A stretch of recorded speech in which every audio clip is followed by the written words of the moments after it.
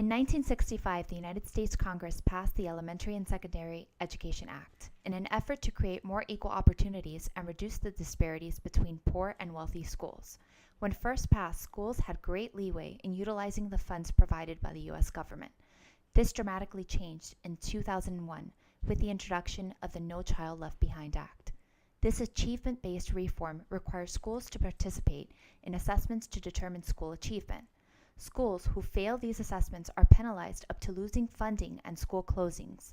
The implementation of NCLB changed the focus of government support from one of creating equal opportunities to one that was success-focused, using arbitrary scores to determine this. More importantly, I was at a conference at the American Enterprise Institute, which is a conservative think tank, and they were looking at the results of No Child Left Behind in 2006.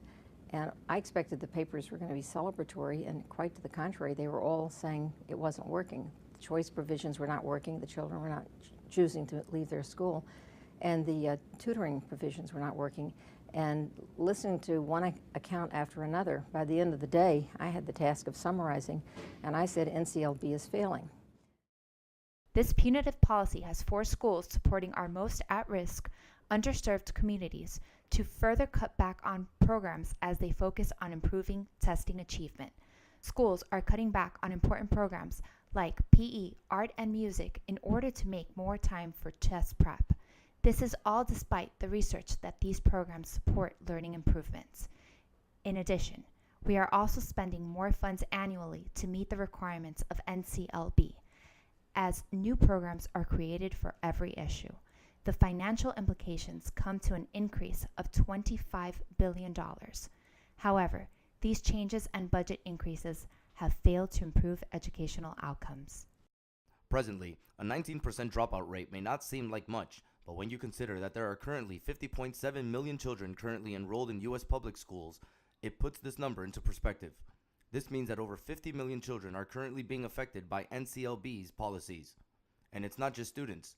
Only 28% of teachers believe that NCLB has had any sort of positive impact on education at all. Teachers are at the front line of our education systems, and such an overwhelming response from them is not reassuring. When you view this in light, the $25 billion annual budget, it is important to note that this is just the current budget. Over 40 different independent studies have shown that NCLB would actually have to increase its budget by 29% annual to cover their additional suggested programs. That's an additional $144.5 billion every year. An amendment to NCLB will take place to reform the relationship between the states and the federal government in K-12 education. Under the Academic Success Act, each state will have the opportunity to enter into a 5-year performance agreement with the U.S. Secretary of Education.